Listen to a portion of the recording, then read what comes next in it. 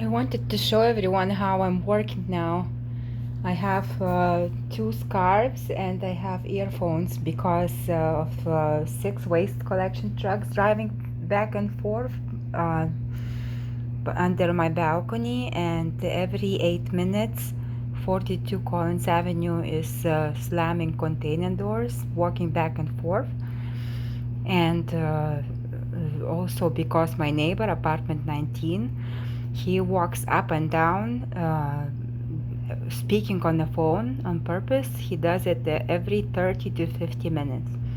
So because of this type of energy needs to be harvested, generated using the sound, the traffic, for the sake of the energy generation of these buildings. Residents are being harmed, and this is physical harm. If I still can hear all these sounds happening 24/7. Okay, not 24/7, but maybe 18 hours.